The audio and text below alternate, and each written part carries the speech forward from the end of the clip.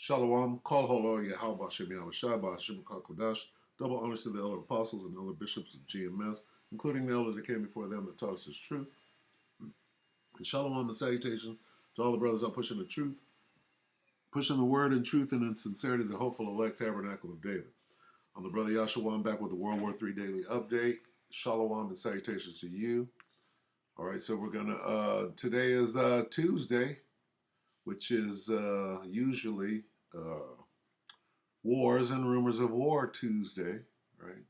And every day is Wars and Rumors of War. But there's a bit of a lull, if you will, going pertaining to Eastern Europe right now. What are we waiting on? We're waiting on the Russians to launch their offensives, plural, right? And they're going to do it when the ground is sufficiently frozen. So that can happen at any moment. And when that does happen, then it'll seem like a huge jump in activity in what will become World War III. So if things are slow for you right now, and it seems like we're saying the same thing over and over and over, we are. All right? But the moment that something significant jumps off to where it's exciting for you again, trust and believe, it'll be on the World War III Daily Update. So today we're going to let Dina do her thing, Dina Calmetta. We'll set it up by reading Matthew 24, and you shall hear of wars and rumors of wars. See that you be not troubled, for all these things must come to pass, but the end is not yet. That's what we do on Tuesday. We read the different versions. We got wars and rumors of war, wars and threats of wars. We got wars and reports. This is battles and reports of wars. There's threats again. And we have news. You have noise of battles close by and the news of battles far away. So let's look at the news. Where is it? All right, this is Dina Amelia Calmetta channel 1 hour ago. Russia says Britain's tanks will burn. Putin ally warns of nuclear war. Ukraine's defeat may lead to WW3. All right, not me saying it. Here we go. Breaking news. Welcome back again, everyone. It's Dina Calmetta here. And before I jump into the broadcast, I just wanted to give a shout out to all of those that prayed for my husband while he was in the hospital. Thank you so much. He is feeling much better and he is at home with me. So thank you so much. God is just amazing. And with that said, let's jump into the show. And let's talk about Russia today first. It is being reported that the Kremlin stated on Monday that tanks Britain plans to send to Ukraine will burn, warning the West that supplying a new round of more advanced weapons to Ukraine would not change the outcome of the war. Britain said on Saturday that it would send 14 of its Challenger 2 main battle tanks as well as other advanced artillery support in the coming weeks. The Kremlin spokesman, Dmitry Peskov, said that they are using this country, Ukraine, as a tool to achieve their anti-Russian goals. These tanks are burning and will burn just like the rest. Peskov said that the new supplies from countries like Britain and Poland would not change the situation on the ground, but were an attempt to draw out the conflict, which he said would ultimately bring more troubles on Ukraine. Putin said in an interview aired on Sunday that the military operation in Ukraine has gained positive momentum, and he hoped that his soldiers would deliver more wins after Russia claimed control of the eastern Ukrainian salt mining city of Soledar. The Kremlin chief said that the West is both aggressive and arrogant, and has said that Russia will use all available means to protect itself and its people against any enemy. The Polish Prime Minister, in the meantime, has once again reiterated his appeal to the German authorities to supply battle tanks to the Ukrainian armed forces, warning that a Russian victory in the conflict could lead to a third world war. From the German capital, the Polish Prime Minister has demanded from the German authorities decisive actions to allow the delivery of all types of weapons to Ukraine in the context of a war that is now approaching its 11th month of activity without any sign of a peace agreement. He asserted that if we have been investing for years in heavy war equipment and tanks, they should not stay for us in warehouses, but be put in the hands of the defenders of Europe. Now, in addition to that, the NATO chief has promised more Western arms for Ukraine. Mr. Stoltenberg's comments show that a new course of action could be considered by NATO. He stated that the recent pledges for heavy warfare equipment are important, and I expect more in the near future. We are in a decisive phase of the war. Therefore, it is important that we provide Ukraine with the weapons it needs to win. Mr. Stoltenberg said that the Russian President Putin had made a mistake by attacking Ukraine and overestimated the strength of his own armed forces. He said that we see their missteps, their lack of morale, their leadership problems, and their poor equipment. But the Russians have demonstrated that they are prepared to take heavy losses to achieve their goals. Now, with that said, a Putin ally has issued a stark warning over the possibility of a nuclear war in Europe. Viktor Medvedchuk, an ally of the Russian president, suggested that Ukraine's European allies could be supporting Kyiv, bringing this conflict closer to home. He said that it is no longer Europe that teaches Ukraine politics, but Ukraine teaches Europe how to achieve economic decline and poverty with the help of policy of hatred. And if Europe continues to continue this policy, it will be dragged into a war, possibly into a nuclear one. He went on to state that there are only two ways out of this war. One, to slide into a world war and a nuclear conflict, or to start the process of détente again, for which it is necessary to take into account the interests of all parties. But for this, it is necessary to recognize politically that Russia has interests, that they must be taken into account in the construction of a new détente. And most importantly, play honestly. Do not deceive anyone. Do not let in fog, and do not try to make money on someone else's blood.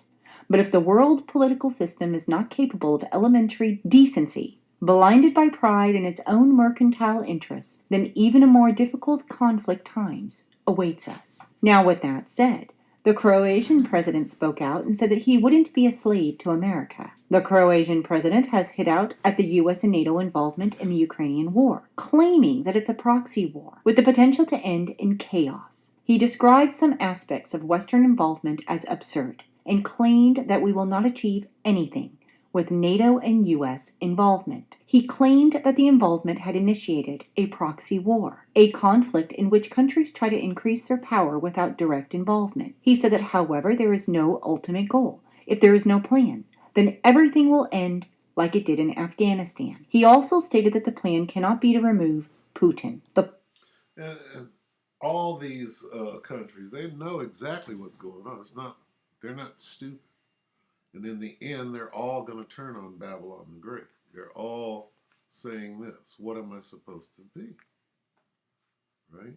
A slave to the NWO, and I'm not running it? Like this? No. Vlad is saying, oh, I can't run this damn thing? Well, fuck that. All right? That's what the fight is about. Right? Because he was on board years ago, but now he said, oh, if I can't run this damn thing, then fuck that. Then we got to fight. And here's you can rest assured that just as Western media has made this guy the devil, what do you think is going on over there? Who's the devil in the eyes of the Russians? Okay. Well, whoever's in office over here. Right? It was Trump. Now it's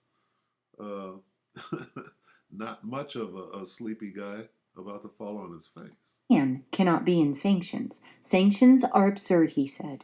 We will not achieve anything with their help. In the meantime, the U.S. military's new expanded combat training of Ukrainian forces began in Germany on Sunday, with the goal of getting a battalion of about 500 troops back on the battlefield to fight the Russians in the next 5 to 8 weeks. But the U.S. top general said that he wants to make sure that the training is on track and whether anything else is needed, and also ensure that it will line up with the equipment deliveries. Now, with all of that said, Russia has built the first nuclear warheads for its Poseidon super torpedoes. stating that they are practically indestructible. A defense source told state news agency TASS that the first Poseidon ammunition loads have been manufactured, and the Belgorod submarine will receive them in the near future. The Poseidon project was unveiled by Putin in 2018, with the Russian president hailing it as a fundamentally new strategic nuclear weapon complete with its own nuclear power source. He strutted that they are very low noise and are practically indestructible for the enemy. He said that there is no weapon that can counter them in the world today. So definitely some very interesting developments concerning Russia.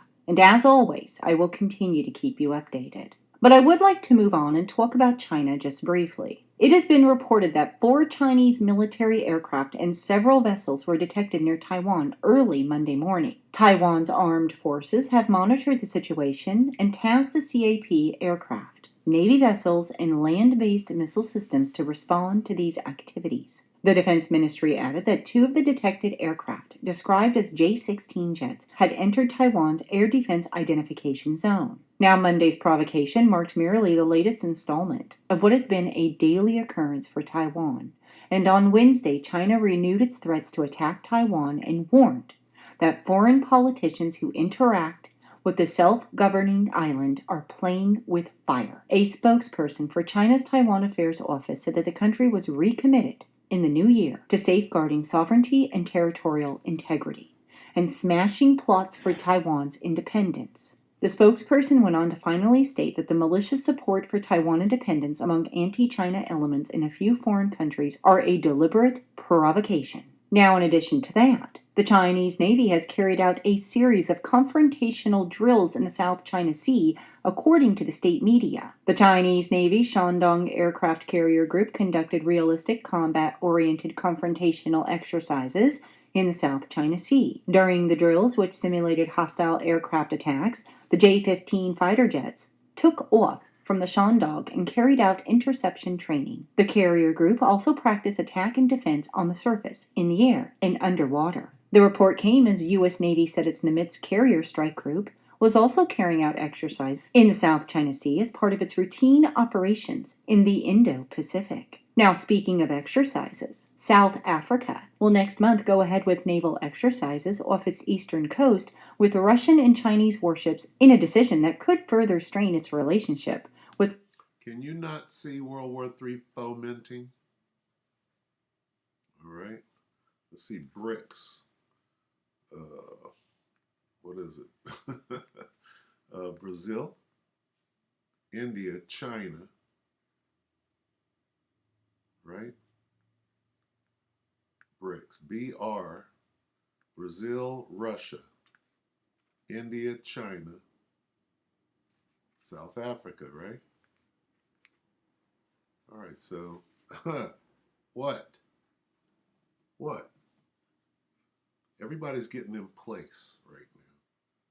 And then the starter is going to shoot his starting gun, and World War III will commence. Of its biggest trading partners. Operation Mosey, which means smoke, will take place from February 17th to February 26th. South Africa's reluctance to condemn Russia's invasion of Ukraine and its decision to allow sanctioned Russian vessels to dock at its ports have already ramped up tensions with the US, the UK, and the European Union. Now, with that said, I would like to add that Iran will receive Russian fighter jets by March in the latest sign of growing military ties. Iranian media on Sunday reported that Iran expects to take delivery of 24 Russian Sukhoi Su-35 fighter jets by the end of March. Tasman said that the Su-35 will be Iran's first foreign acquisition of fighters since it purchased a few MiG-29s from Russia in the 1990s. Finally, it reports that Iran's military alliance with Russia has boosted Ukrainian demands on Israel to match its humanitarian aid operation with military assistance. Ukraine insists that Iran's belligerent position towards Israel is enough reason for Jerusalem to change its policy on this front. However, there are fears. On Wednesday, a Ukrainian foreign minister described Israel as a difficult country during a press briefing in which he speculated on Israeli-Russian ties. He said that Iran has become an open Russian ally and directed towards Israel that must bring us closer together. Now, speaking of Israel, the Biden administration says that an Israeli proposal to end the ban on Jewish prayer at the Temple Mount in Jerusalem would be an unacceptable disruption to the historic status quo, which only allows Muslims to pray there. The State Department was asked by the Washington Free Beacon last week if it would support proposals for conservative Israeli leaders to allow Jews to pray at the Temple Mount, which is a holy site for both Jews and Muslims. The State Department told the news outlet that it opposed Israel departing from the long-standing policies regarding prayer at the holy site. The State Department spokesman said that the United States stands firmly for preservation of the historic status quo with respect to the holy sites in Jerusalem. Any unilateral actions that depart from the historic status quo is unacceptable. Now it goes on finally to report that Senator Ted Cruz, who sits on the Senate Foreign Relations Committee, said that the Biden administration has a pathological obsession with undermining Israel and is endangering the national security of America and our allies. He said that it should not be controversial for a Jew to visit the holiest site in Judaism. So this is definitely a very serious situation here. Very serious situation. Let me pose a question. All right. The temple, okay? The temple at Jerusalem, which is raised, by the way, but while it was up, don't you understand that nobody was, what is the word profane? What does the word profane mean? It means outside of the temple, okay? You can't have the profane couldn't go into the temple. You had to be an Israelite, a righteous Israelite, keeping the laws, right? And meaning regular Israelites couldn't even get in, all right? And for the record, those ain't the Israelites in the land, okay? Those are the sons of Ishmael, calling themselves the Palestinians, and those are the sons of the dukes of Edom, the Edomites, the Amalekites, calling themselves the Jews. So if none of those people, just a hypothetical question, if none of those people are the Israelites of God, God's chosen people, the nation of Israel, if those people aren't them, how mad would God be right now?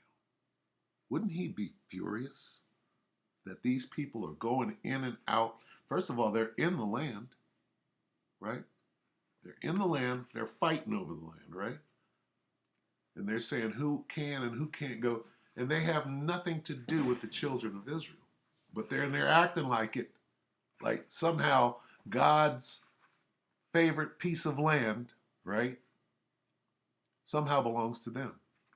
Wouldn't God be extremely mad? Well, let's see what the Bible says. Okay, why are we watching World War III come into existence? Why? Well, let's see. And parted my land. Joel 3 and 2. And parted my land. Who parted his land? Who's ever there now? That's what this is.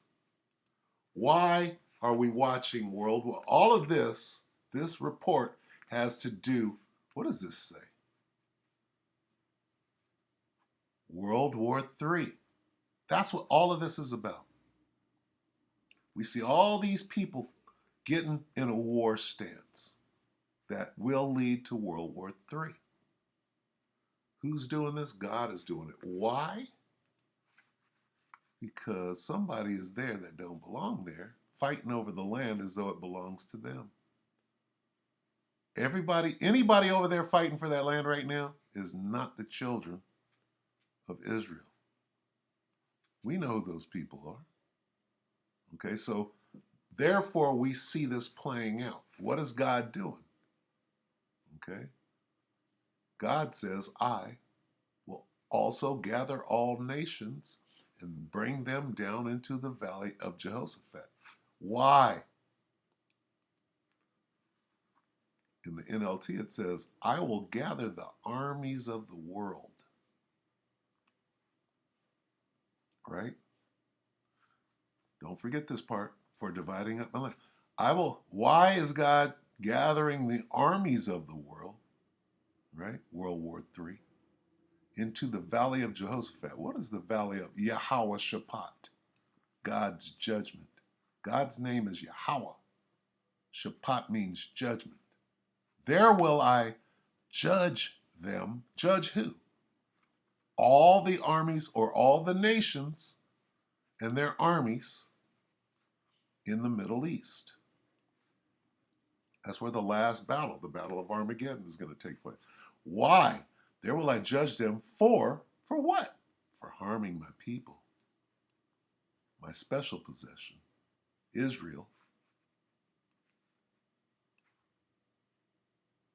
and for scattering my people among the nations, and for dividing up my land. So what is he going to do? He's going to cause World War III. Joel 3:9, proclaim ye this among the Gentiles, prepare war. Wake up the mighty men, let all the men of war draw near, let them come up. So World War III is all about bringing all the armies of the world together in one place. Eventually, now Dina went through about 3 or 4 different theaters of war, and then she got right down to the crux of the situation. She started out in Eastern Europe. She went to the South China Sea. She went to some different places, Africa, the South Africans, whatever. All of that is what? God gathering the armies of the world. And the last showdown is going to be in the Middle East, where God will judge the armies of the world, the nations, for doing what? For harming his people. Who are his people? Wait a minute. Wait a minute. Hold on. Here are his people. Right? Here are for harming his people. These are the people that belong in the Holy Land. It belongs to them. What are they doing? They're harming them. They're harming them. Look at this. They're harming them. They're harming them. Okay? That's what this thing is about. World War III is about an ambush. Okay? God is performing a war tactic. Okay? He's the greatest war. He is the supreme warrior. I will gather the armies of the world.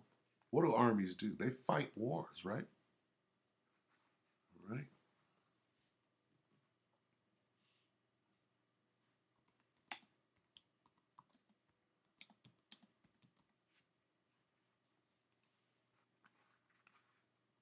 Exodus 15:3. The Lord, Yahweh Ba'ashem Yahushai, is a man of war. He's the supreme, not the ultimate, the supreme warrior. Yahweh Ba'ashem Yahushai is his name. All right? He's bringing all the kingdoms, all the nations into war. Why? To slaughter them. Okay? He's going to judge them. How's he going to judge them? He's going to disintegrate them with his war weapons and his war chariots. Okay? That's what we see going on. All right? Isaiah 6:66 and 16. For by fire and by his sword will the Lord will execute judgment on all flesh, and many will be slain by the Lord. Why? For what they did to his people. What did you do to the children of Israel? What'd you do? You're still doing it. It's going on today. Look at this. What'd you do? And you're happy about that. You think that's going to go unpunished? No. It is what it is. All right, so with that, okay, and let's let's get on the way out so that you understand. All right, what's going to happen in the ambush? All the armies of the world are suddenly going to stop fighting each other, join together, and try to fight against God's army, which are the angels, and his son that you ignorantly call Jesus. All right.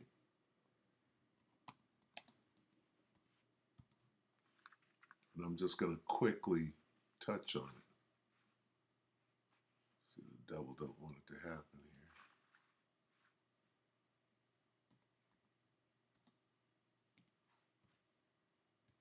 here. Bear with me.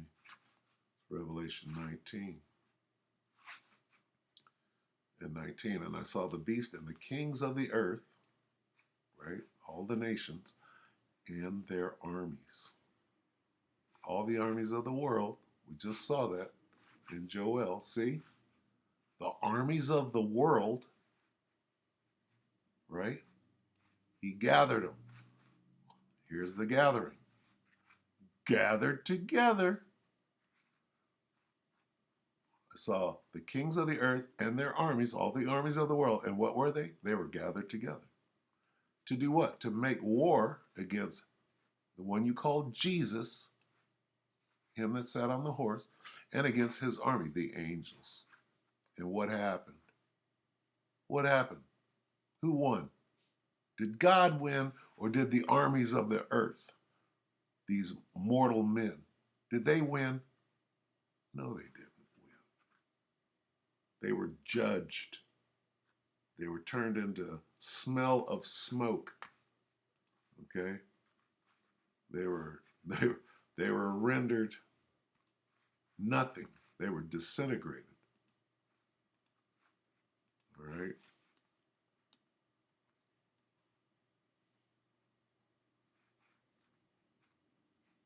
Dust. This is the battle right here.